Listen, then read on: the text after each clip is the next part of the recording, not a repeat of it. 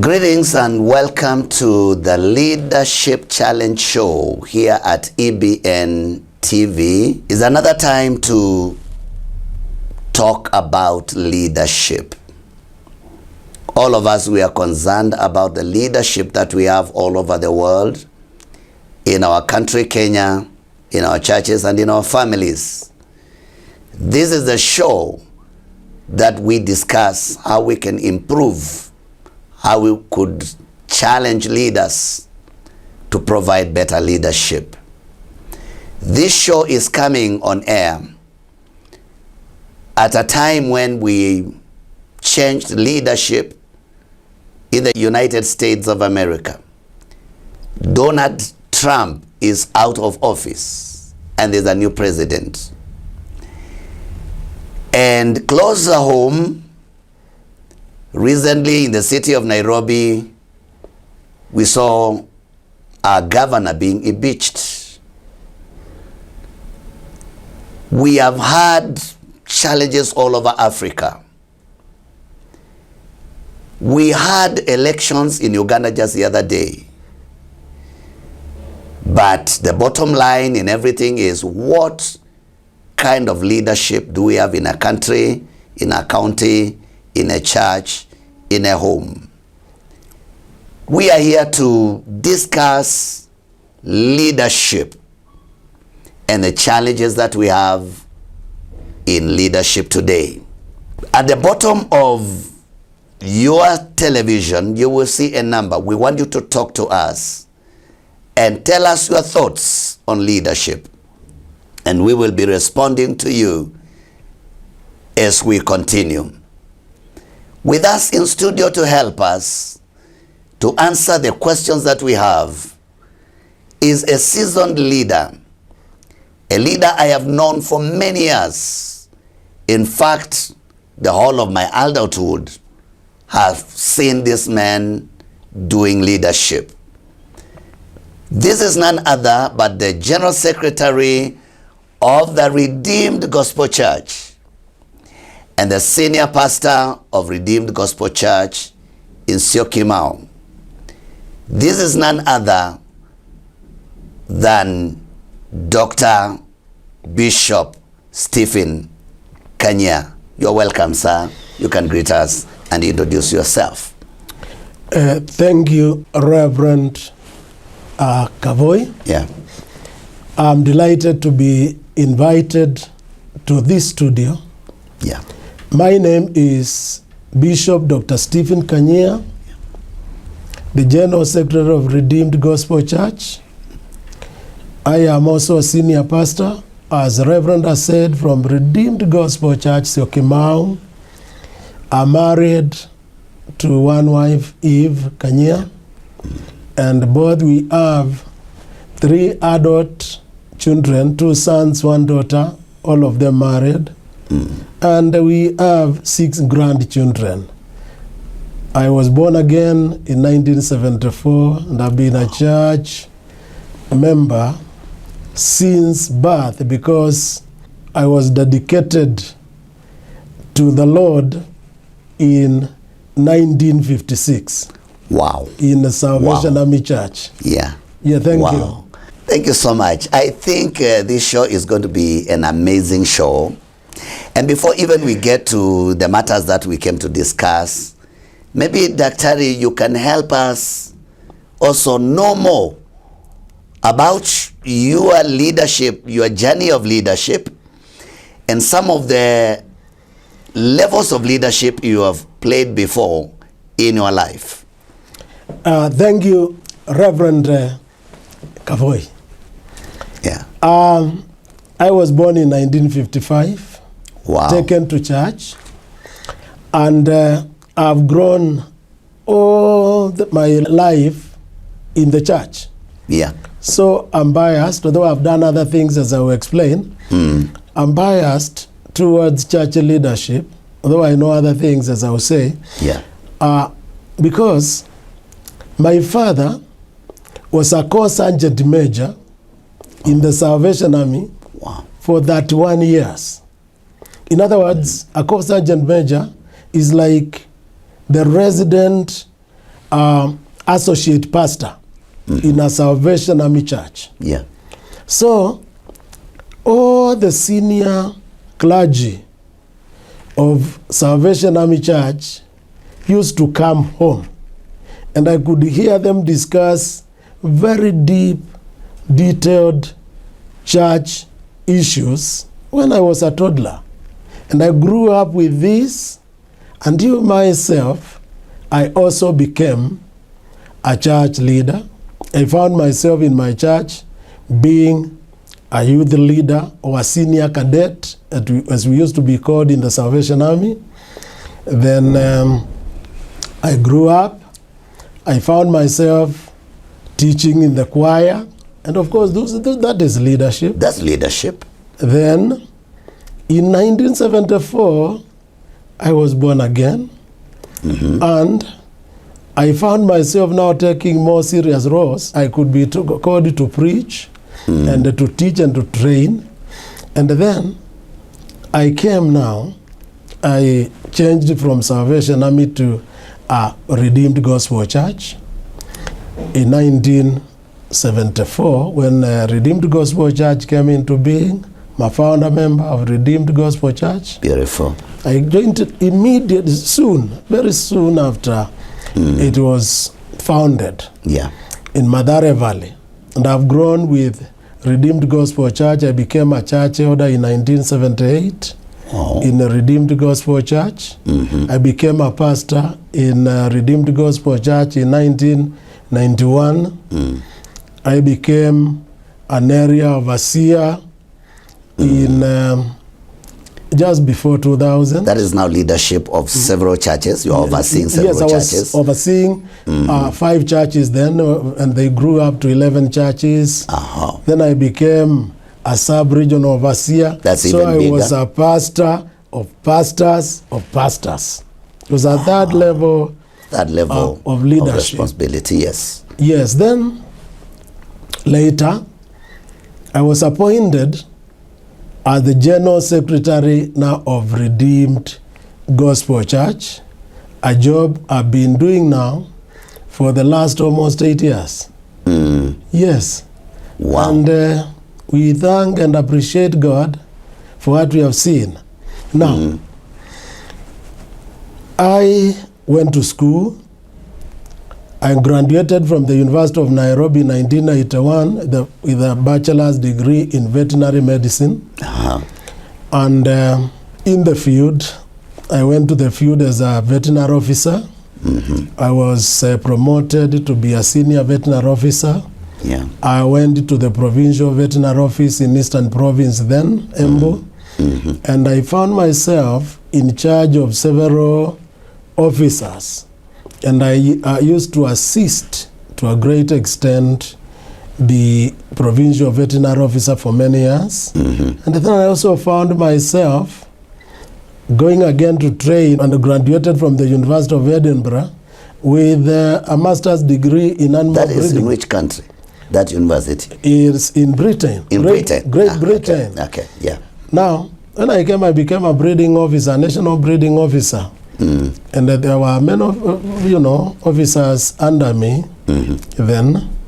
So, you see there, you have to provide leadership. So I provided leadership both in the government and now also in the church. Because I was a pastor, a tent-making pastor, which means you are earning from elsewhere, but you're also providing leadership in the church.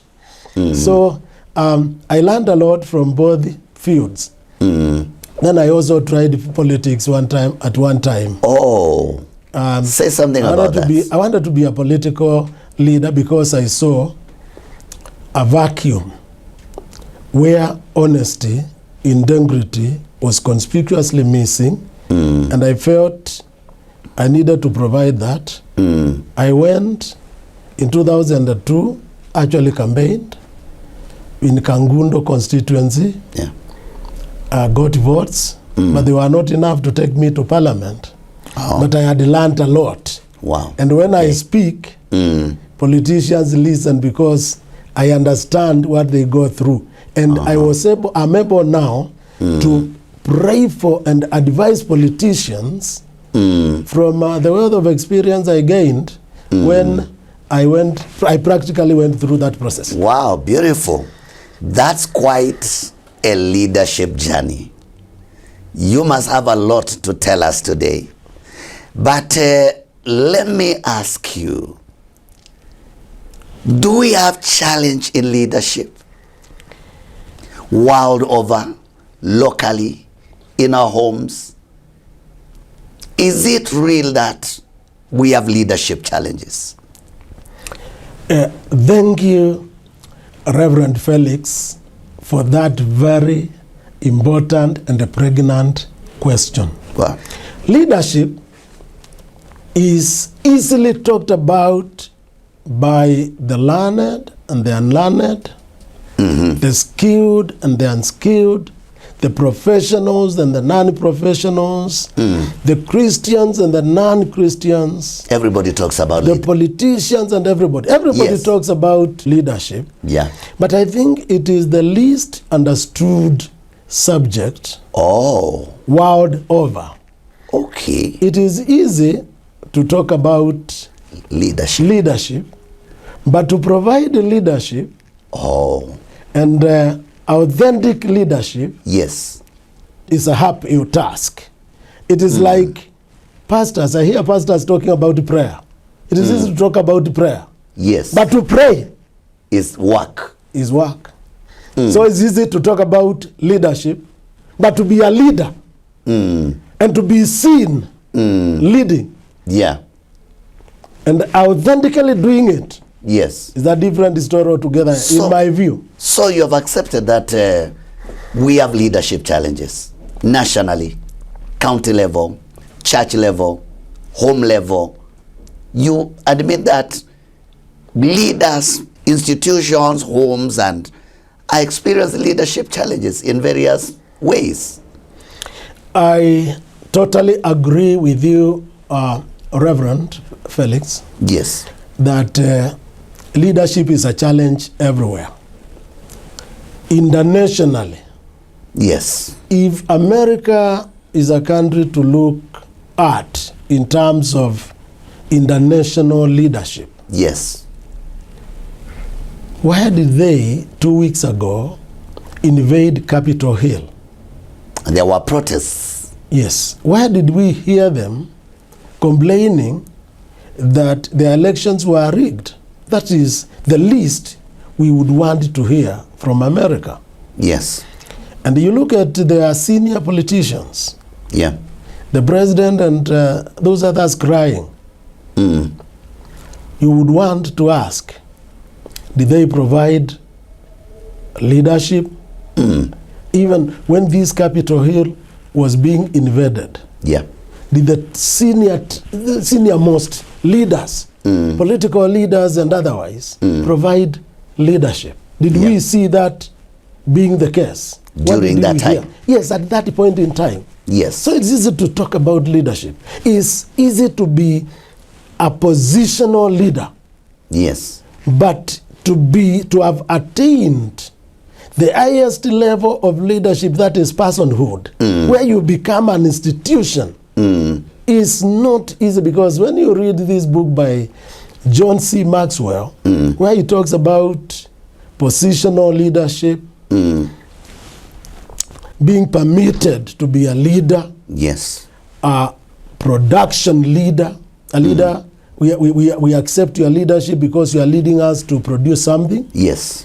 A reproductive leader, that is the fourth level of leadership. Then the fifth level of leadership, according to John C. Maxwell, is personhood, where you are not just, where you have not just impacted others, but you have become an institution by yourself. Even many international leaders do not grow to that level of leadership. Many leaders are just positional leaders. They are there because I gave you a letter of appointment. I told you, Reverend Felix Kavoi, you are the senior pastor of a church in Buruburu. Yes. You are senior, you, Mutuku, you are going to be the senior chief of Matungulu location. And so you go now carrying that weight. The position. The position. The position. And you don't give people permission to allow you to lead them. And so you find that everybody resists your leadership. Because unawaambia kwa sababu mimi ndio chief, because I'm your chief. This and that must be done. You know, that becomes a leadership challenge. Daktari, before we continue, let me ask this question. Because you have accepted that we have leadership challenges, and I know my dear viewer is really keen on knowing what are these challenges and how can our leaders overcome them. Can you help us to know some of these challenges that we are facing with the leaders that are in position right now? Racism internationally. Internationally, racism is a challenge. Come home. Tribalism is a challenge nationally. Yes. Our own is getting punished. Our own is being intimidated. We must have our own on the throne. Yes. And recently you heard of this national issue of rotational leadership. Why are we talking about rotational leadership? Is leadership not just supposed to be a calling and a competence, and then you look at confidence and character, vision, mission, and the strategy that a leader comes up with. So tribalism, now go to the counties. Clanism. You move from, now it's not just tribalism. Is my clansmate. Then when you go to the clan, it is a family issue. When you go to the family, it is the smaller entity. Yes. When you go to the immediate family, husband and wife, it is, this is mine, that is yours. Yes. This one I came with from my father's home. And this one you found here.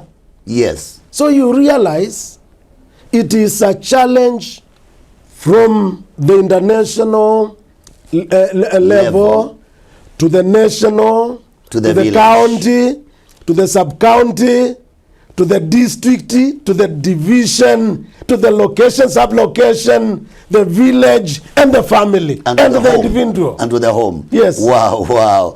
Say something about the challenge of lack of vision, especially for leaders. Thank you. Yes. You know, leadership is a calling, where God calls a leader to solve a certain problem within a given period, within a given context. Yes. And so the person called must understand the problem and must see the end at the beginning. Yes. So, for example, if you are moving the children of Israel from Egypt to Canaan, what do you see at the beginning? You see people in servitude in Egypt.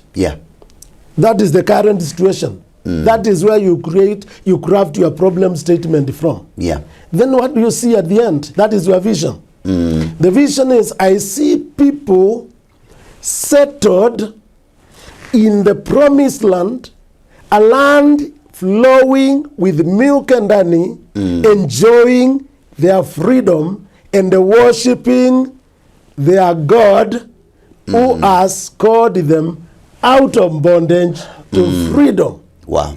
So you realize the problem is, vision is, do leaders understand the problem they are called to solve? Of the people they are leading. Yes, the people they are called to lead. Yes. And do they see that at the end of their leadership, what change we have taken in the lives of these people? And then, when they come to leadership, do they have the competence to lead them from where they are Yeah. through to achieve the results of their vision. Yeah.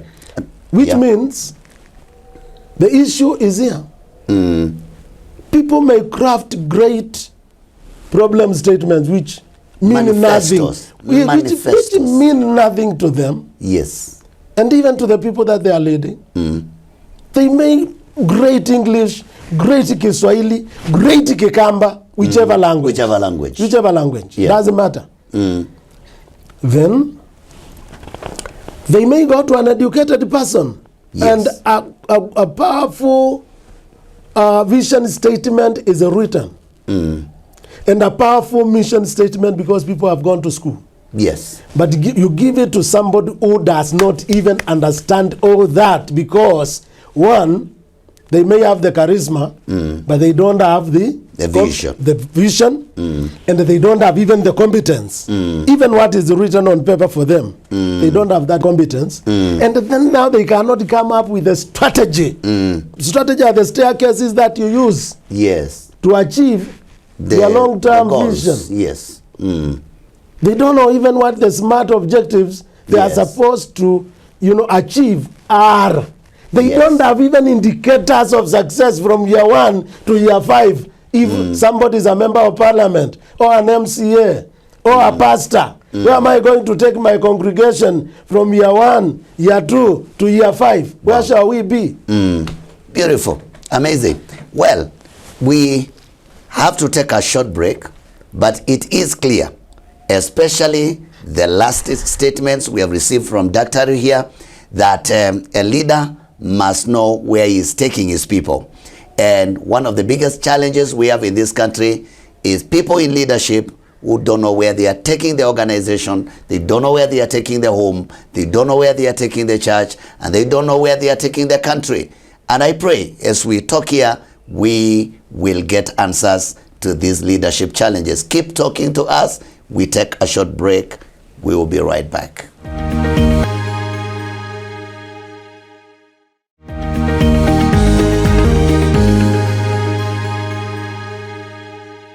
Welcome back to the Leadership Challenge Show, the show that discusses leadership, and we also get feedback from the viewers to know the kind of leadership that we expect. We had our first session that was so loaded with so many things. We have to push this conversation forward.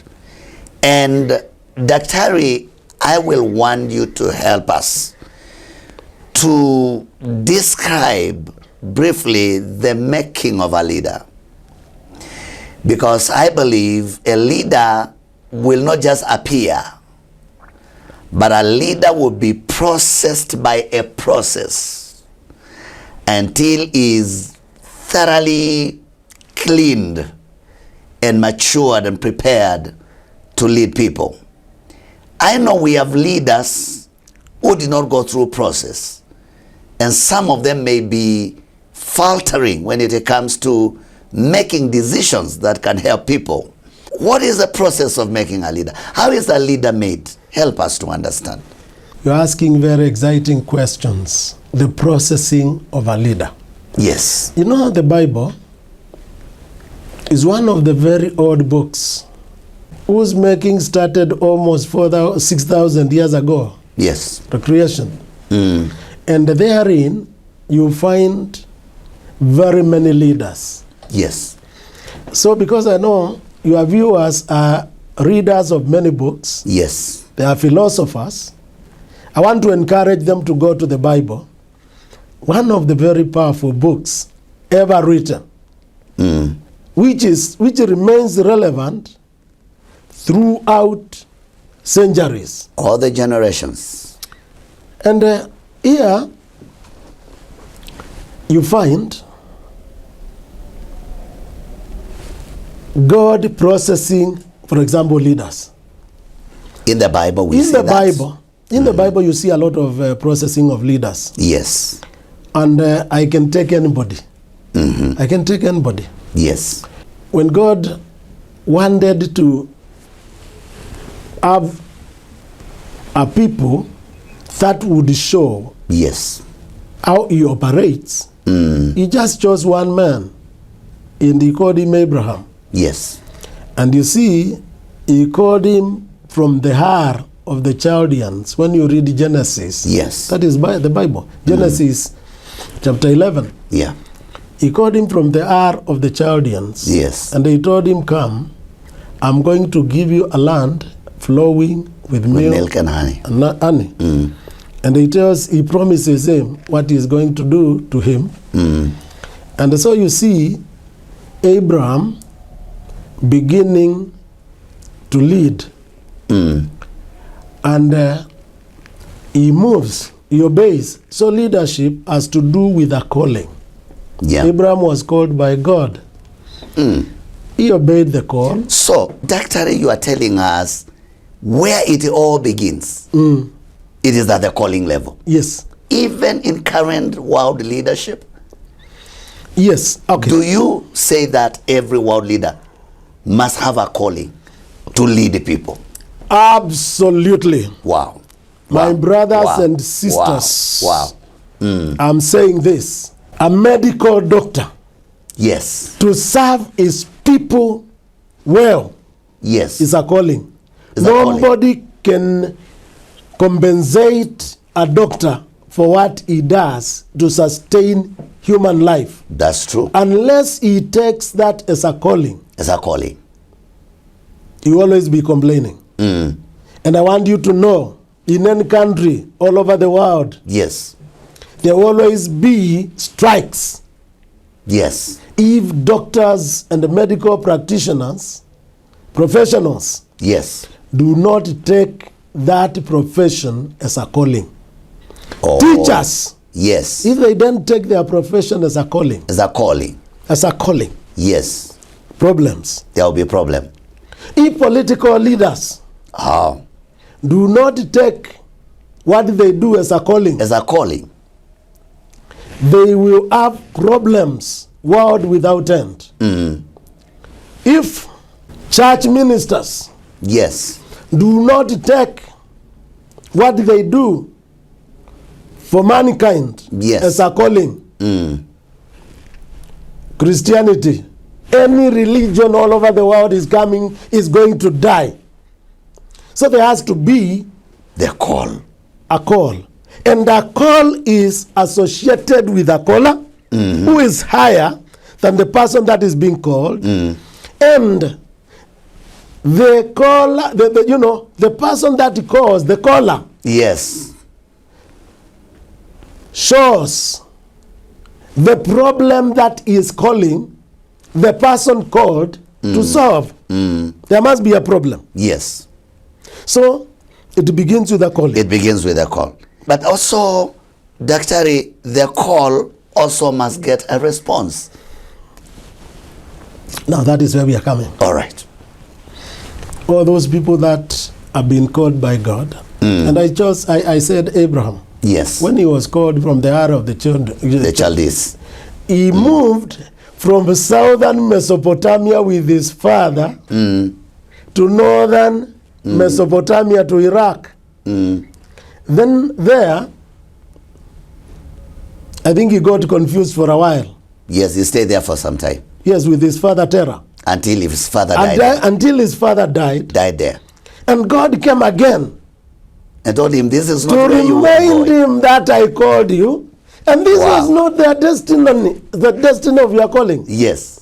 So you must come on, Abraham. Proceed. Get going Wow. to where I've called you. Wow. Wow. So calling must be responded to. Yes.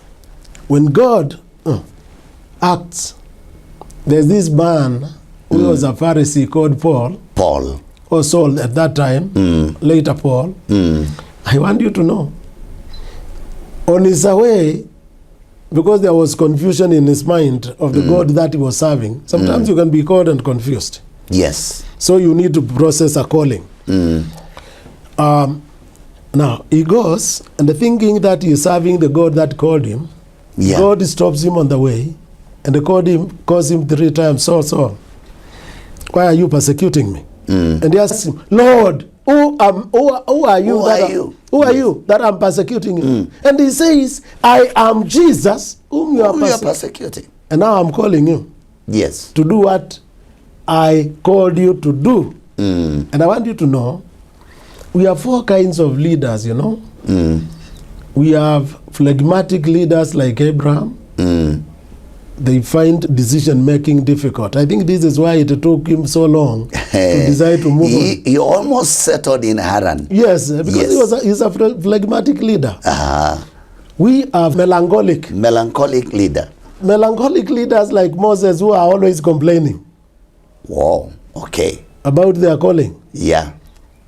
But they are very smart and they know how to organize things. Melancholic. Then we have sanguine leaders like Peter. Sanguines who cannot maintain a budget of what they want to do. People that you cannot annoy your heart, but they are always talking and they are always, you know, on the move.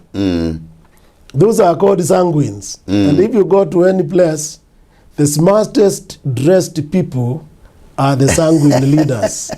Wow. And we have each one of them in the Bible. Then Paul, the Paul I was talking about is a choleric leader. These are people who are naturally actually leaders. And the bottom line is their passion. They must, whatever, when God tells them this is what I want you to do, they will run with it. They will go for it. And they are go-getters. Yes. So this is Paul. He has to get it. So it depends when you are called. Your basic genetic makeup comes also to play. But you see, because the one who calls you also empowers you, the calling has to be processed in the sense that the caller charts the way for you as you cooperate with him, and as you have faith in him, because he that calls you is greater than you. Yes. When you are young and you feel God calling you to help people as a doctor, he takes you to a medical school, and he gives you the competencies that are needed, so that when you come in, the faith is important. After the call, next thing. After the call, so the call is at the very basis. It's the basic. It's the basic voice you hear, and you hear this voice in many ways. So this is not the process of the leader. Yes. Then the next thing is when God calls you.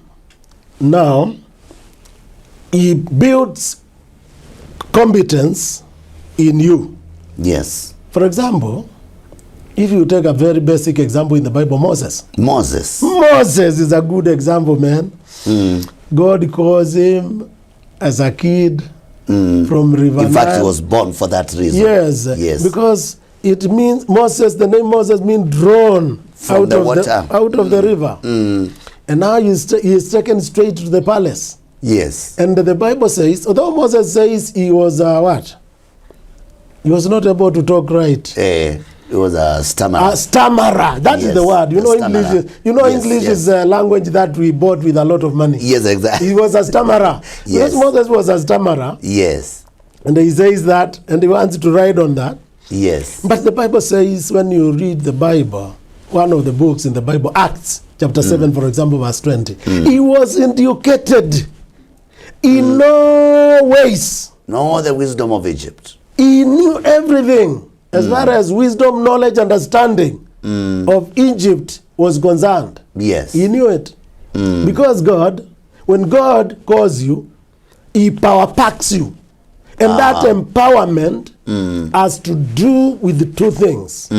Education, basic. Yes. Professionalism, building of skills.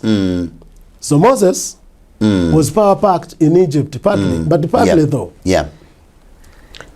Then Moses,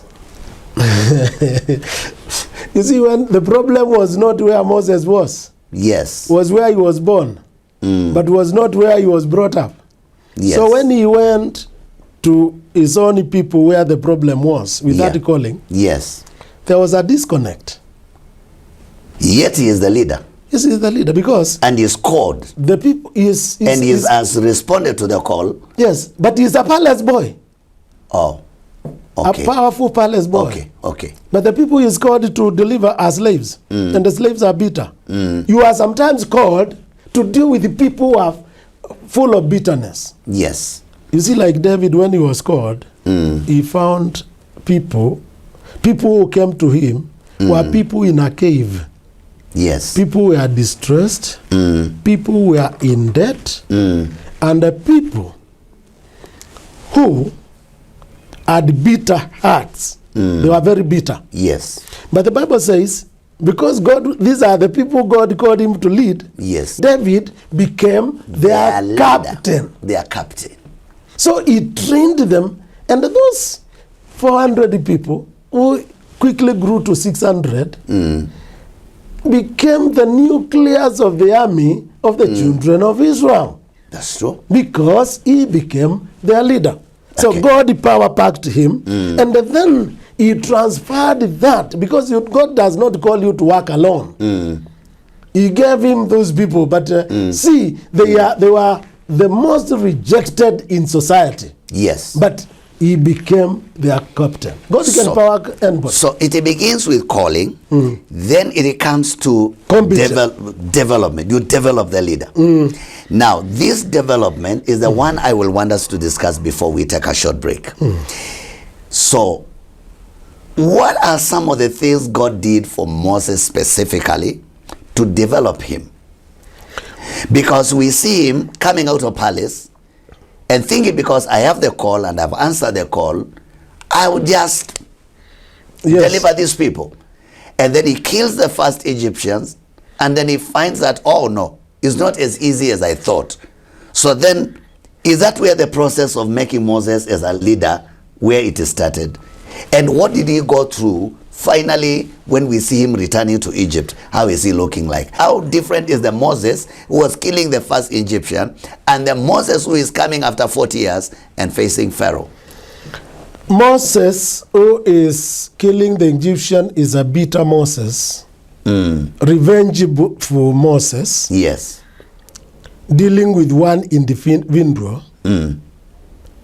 So he doesn't understand his call is greater than an individual. God is calling him to deliver 2.5 million people from bondage to freedom and settle them in a land flowing with milk and honey.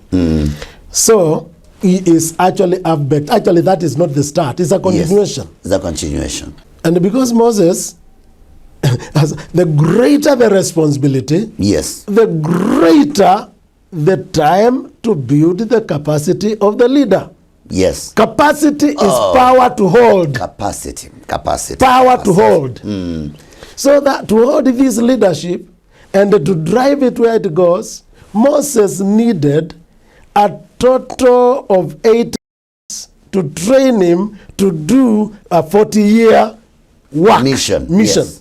Yes. So now, Moses, when he does that, he flees to the wilderness. God leads him to the wilderness. To the wilderness. Because he's going to spend 40 years in the wilderness with these people. Yes. But you see, he has been connected for 40 years with the palace. So that when God, 40 years later, sends him back to the palace, when he is fully power-packed, he cannot be afraid. His confidence will be up. And now you have understood his calling very well. He will have understood his mission very well. And now you'll be able to do it. So at the end of 40-year period, when God is just dealing with him, as he is looking after sheep, he is connected to a priest. So I think there is somebody praying for him. There is somebody, doing some spiritual work in him. But it is God, essentially directly, dealing with Moses. So after this, we see Moses now coming face to face with God. The final in the wilderness. Call. In the wilderness. Is this a burning bush? Yes. I've been to that place. Yes. Where God dealt with Moses. Spoke with Moses. You saw this bush that is not burning, but you see, a voice comes. I have seen The crying of my people. The affliction. Yes. I have heard their cry. I am concerned. I have come to deliver them. 4 eyes. That is God's addressing Moses. Moses. It's a personal conversation between God and Moses. Yes. You see, the person called must have a personal conversation with the person calling him. You must understand. Yes. Even if you read a book and you feel something, yes, God through the Holy Spirit, God somehow through your conscience, through your, God must speak to you somehow. Wow. To show that he is actually power packing you. Yes. And then Moses, after he had that conversation, I have seen, God is telling him, I've seen. I have seen. I'm a personal witness of what I'm telling you. Yes. And I've heard. I have heard. My ears are open and I've heard. I've seen and I've heard. I have seen and I've heard. The 3, it has touched me because I'm concerned. I'm concerned. So God is emotionally moved. And the 4thly, I have come. I have come. I've come. But because I'm not going, now it is. I'm empowering you now to go on my behalf. Yes. Now. Yes. You see, Moses being a melancholy begins to excuse himself. I'm not a good talker. I am that thing you called it. I'm a murmurer. I'm a stammerer. I'm a stammerer, Lord. I'm a stammerer. I'm a stammerer. Yes. I stammer. God tells him, remember you are educated in all the wisdom of Egypt. You are very intelligent. You can talk very well. But I've heard what you have told me because I don't send somebody alone. Yes. Leadership is participatory. Leadership is about teamwork. When you go there, Aaron will be there. You will be your spokesperson. Miriam is there, your sister. Yes. The elders of Israel are there. So you will not be leading alone. First, go and talk to them. Create rapport with the people. With the people. So Moses now knows how to do.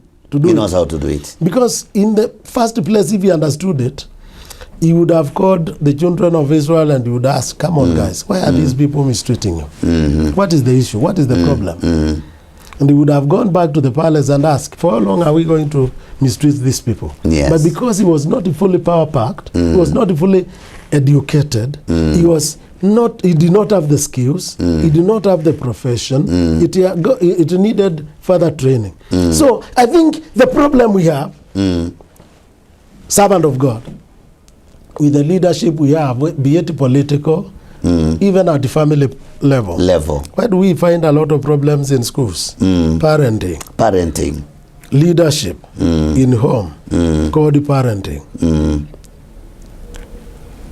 The kids we have, who are now fathers of other kids, they were not properly parented. Yes. Maybe their parents were very busy looking for school fees for these kids, and they left them alone, and they grew by themselves. And now when they got their own children, they did not know what to tell them.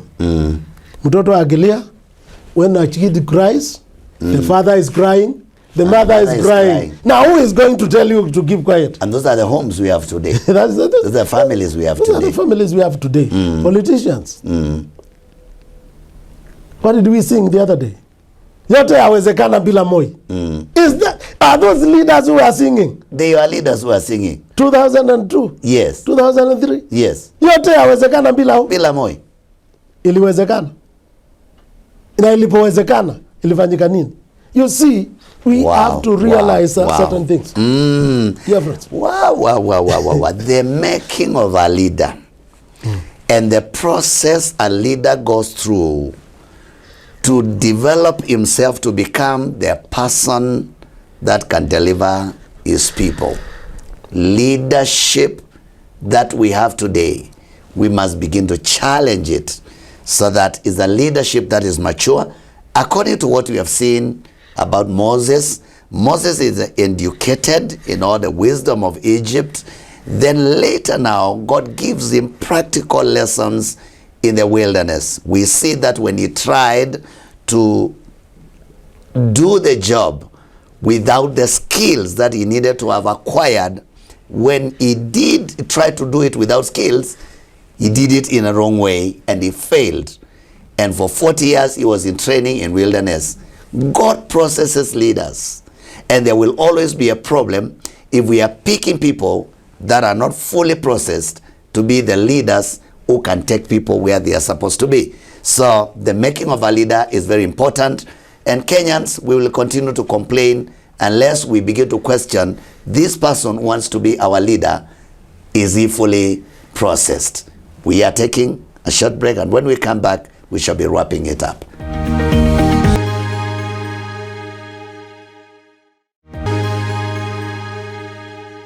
Welcome back to the Leadership Challenge Show, and we have had a great time of talking about leadership, especially the immediate session where we have talked about the making of a leader.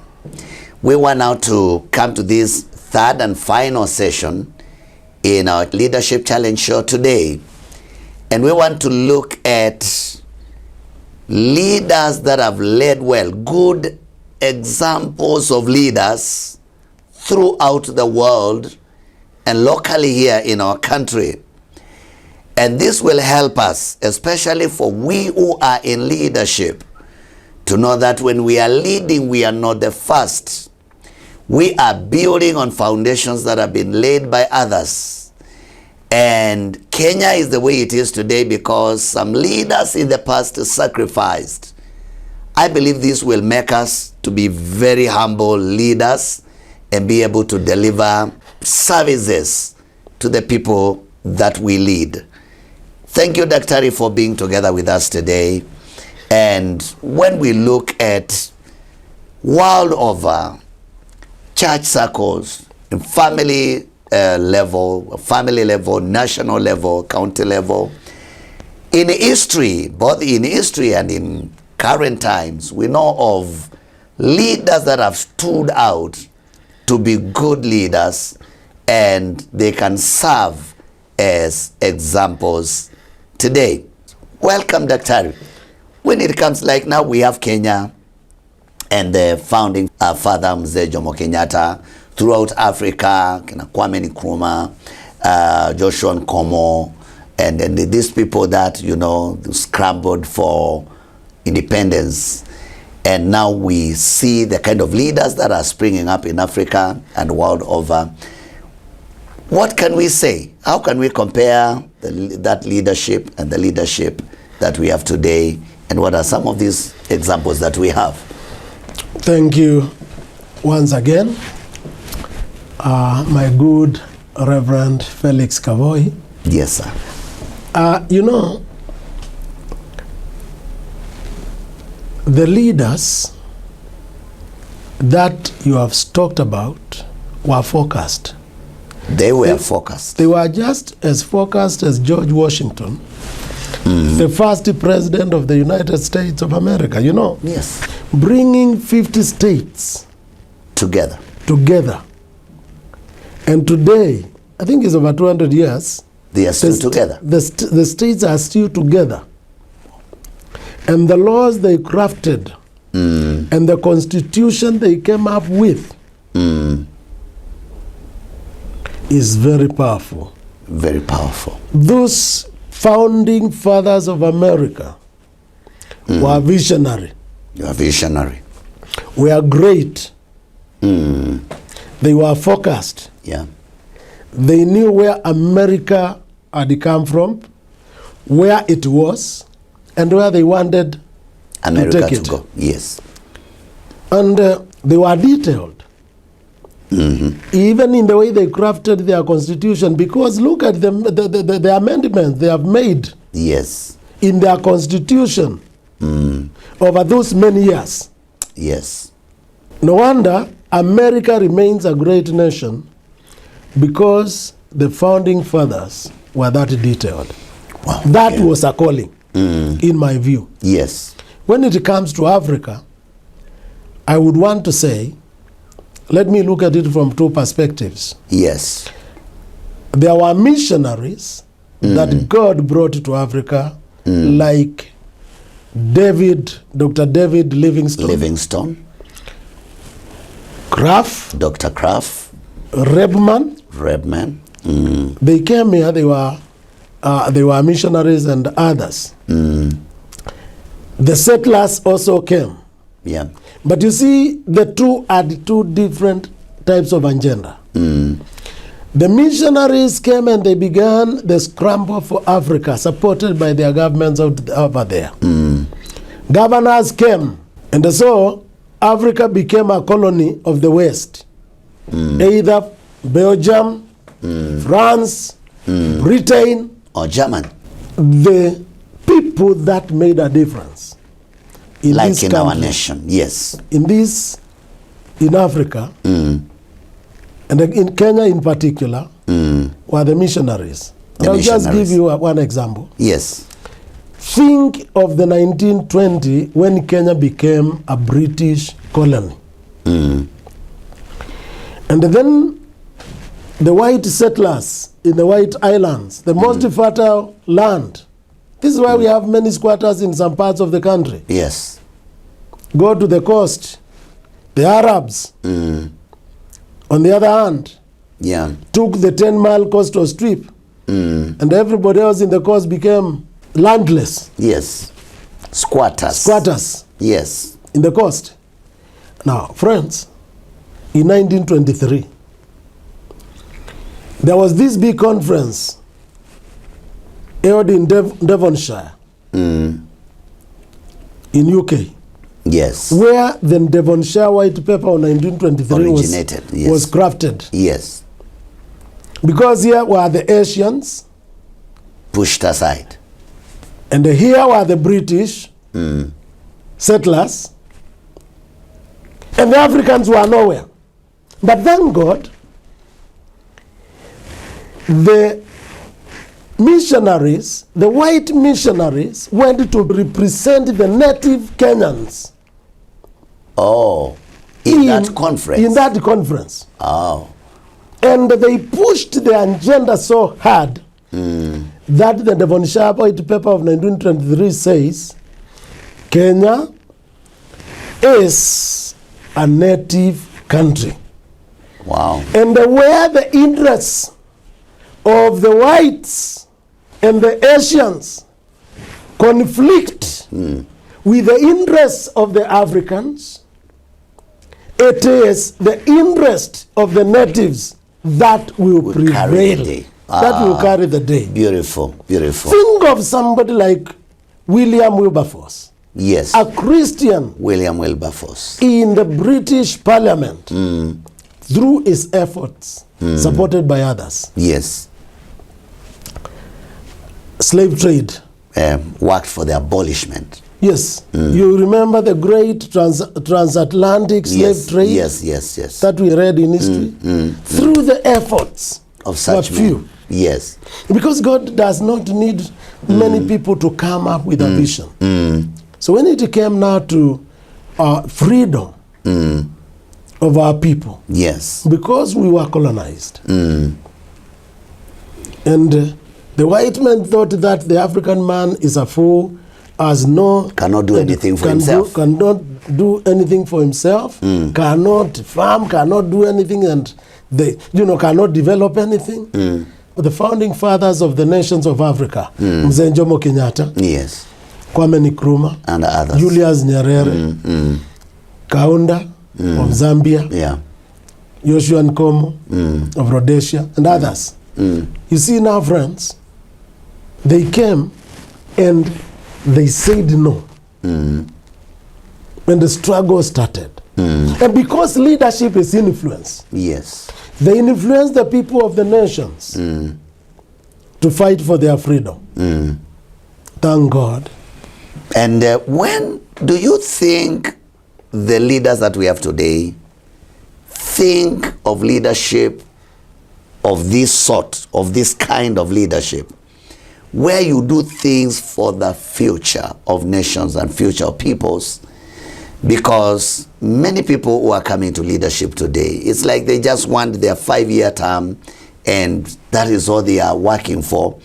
And yet the people you are mentioning, when you delved into history, it shows these people laid foundations that nations stood on. What can you tell our leaders and what can you say about our leaders today? There's a very obvious disconnect between the leaders, the founding leaders of our nations, and the leaders we have today.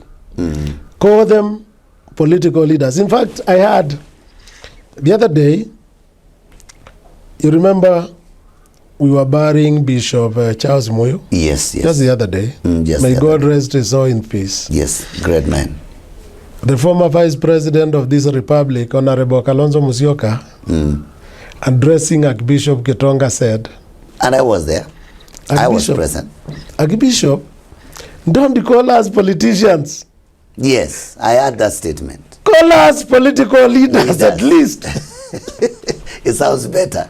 But you see, dear friends, are they political leaders or politicians? Now that's I think the they are question. politicians. Yes. Because when I talk about Christians, it's everybody. Yes. But when I talk about Christian leaders, they are leaders who lead the Christians. So when I look at the politicians, these look like people who have looked for a job, and they got the job, but they are not leading. Yeah, They are politicians. that's really an issue. It's like saying we are Christians, and there's no one leading us. Who is leading the politicians? And where are they leading to this country? Yes, Because if we had leaders, yes. we would have improved, for example, in this nation, our independence constitution. But you see, we fragmented it until it was useless. We needed a new one. Yes. Now we got another one in 2010. Led by our leaders. Yes. Those are alive and kicking. Yes. Most of them. But now they say we need Another one. another one. Amend it now. Before 10 even years. implementation. 10 years down the line, we have not implemented it an inch. Is this not selfish? So Where is leadership? Come on, guys, tell me. all right, beautiful. I'm lost. I'm lost for words. I'm lost. Guys, we need leadership. We need the leadership. The leadership of Kwame Nkrumah, the leadership of Mzee Jomo Kenyatta, the leadership of Julius Kabarege Nyerere. That is the leadership we need now. Because, look, the other day, we were fighting each other. And because we were fighting each other, handshake came in. Thank heavens for handshake. We stopped fighting. Yes. And we said, BBI. We build bridges. We build bridges. Yes. We came up with a committee. But when I came up with a committee, now we added so many things to it that now it confused everybody. Yes. I had one of those leaders, BBI leaders, saying, some of the changes, I was not consulted. But you are a key stakeholder In the process. in the process. Yes. So who wants BBI now? Wow. It's so confusing. Very confusing. And the two, I thought BBI initially was for bringing peace and harmony Between tribes. Between tribes, and then we have The peace caravans. Yes, Yeah, and all that. peace everywhere, so that now we don't fight. And that's why elders were very important. Yes, elders were brought in there. The elders were very important. You have elders who were qualified to do that. But I wonder, were they qualified to now bring changes about the constitution and things? In my view, I think we needed something different. So you are sure that we may be working for changes that only favor us when we are around, and we are not thinking about future Yes. posterity. Yeah, this is why there is a lot of noise. Whether you belong to the left or to the right or middle, there are so many concerns Yes. about now what is on the table, what is current, BBI. This is something that needs to be absolutely looked at again, because I don't see leaders providing leadership. As far as BBI is concerned, I'm a leader in this country. I'm not up there, but where I am, from where I sit, from what I see. And with your age. Yes. And your experience. I think what, this is not what Mzee Jomo Kenyatta, what Kwame Nkrumah, what others fought for. But if we want to provide leadership, we can. Can I say something serious? Yes, as we close. Think of, guys, think and remember of one John Michuki. Matatus were a mess. Yes. Chaos. Ungovernable. But one man said there will be order. People cried. People walked to offices back and forth. And they put order In the sector. He stamped authority. Think of Mungiki. He said Mungiki will be normal. He put order. There was peace. Yes. And stages were no longer manned by Mungikis. Think of a guy called Matiang'i. Currently now. Yes. This one is alive and well. He's in the current government. Education. Yes. Was a real mess. When he was a CS in credibility of our examinations yes, had gone and thrown out of the window to the dogs. But this one man comes, first of all he says, this body is not good, and everybody was crying and wondering, will it happen? It happened. Yes. Because one person. They told him it's not possible. Yes. It worked. Isn't it even working? It has worked. People have tried to dilute it, but the fact is, one man stood up. If Kenya, people want to provide the leadership, we are not short of men who can do it. Wow. Michuki showed the way. Matiang'i showed. In the short time he was at the education. Yes. Yes. So it can be done. It can be done. Wow. It can be done. Ladies and gentlemen, it can be done. Ladies and gentlemen, it can be done. Leadership is possible. Leadership is a calling. It's doable. And it's doable. Thank you so much. Wow. We have to end it there. This discussion, this conversation is so sweet, so nice. We could spend the whole day, the whole night here, but we must end there. But what has come out clearly, especially in this last segment of discussion, is that we must begin to do things that will help our society, help our nation, help our country into the future. And whatever we do, let us not lead selfishly, where we change laws to suit us for the time we are in office. What will happen when you are out of office and you are here only for 5 years or 10 years? Let us begin to do things that will impact all communities. Let us provide leadership. And Daktari, you have done well to mention even current leaders that are in leadership today, and they have shown the light in places where it was very dark. Leaders all over, you can provide leadership. We have a lot of challenges, but as we continue to talk and discuss, we will find ways.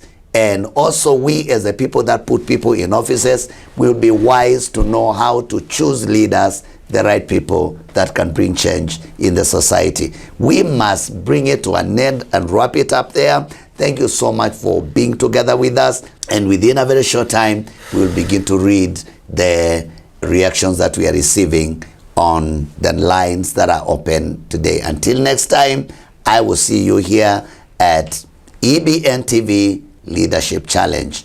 God bless you and God give you peace.